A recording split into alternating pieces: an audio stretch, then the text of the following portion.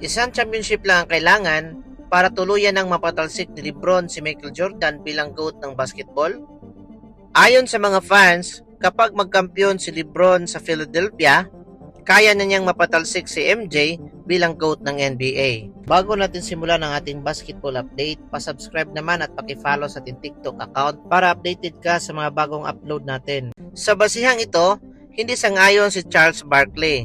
Sa katunayan, may sinabi siyang nakakagulat. Kahit manalo si LeBron James ng championship sa Philadelphia sa edad na lampas 40, baka hindi pa rin ito sapat. Kaya ang tanong, ano ba talaga ang kailangan para tuluyan ng mabago ang GOAT debate? Nitong lumipat na si LeBron James sa Philadelphia 76ers, muling sumiklab ang pinakamainit na debate sa kasaysayan ng NBA.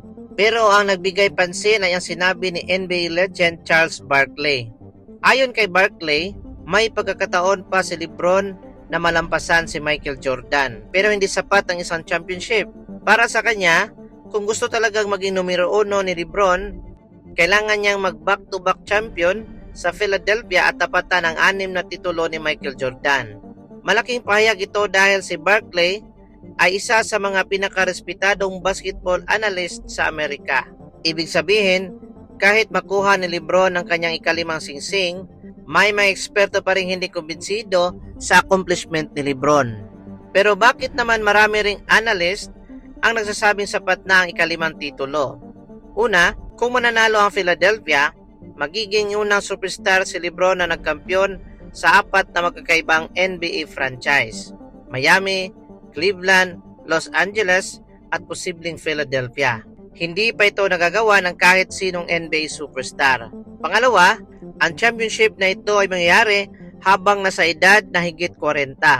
Sa kasaysayan ng modern NBA, halos imposibleng maging pinakamahusay na manlalaro sa ganitong edad. At pangatlo, may hawak na si LeBron ng all-time scoring record. Isa siya sa top assist leaders at higit 2 dekada na siyang elite player. Para sa mga naniniwala sa longevity, consistency at versatility, ito ang klase ng achievement na maaring magtulak kay LeBron sa GOAT conversation. Pero dito nagiging mas mainit ang usapan. Para sa kampo ni Michael Jordan, may mga bagay na hindi mabubura kahit magkaroon pa ng 5 titulo si LeBron. 6 na championship, 6 na finals MVP, 6 na finals appearances at walang talo.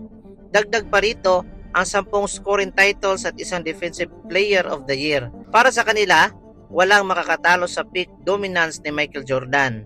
Habang si LeBron naman ang simbolo ng pinakamahabang elite career sa NBA history.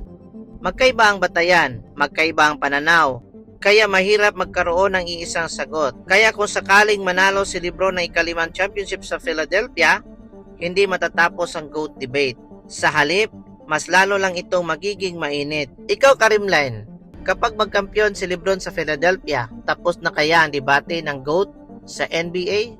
I-comment mo yan at babasahin natin isa-isa.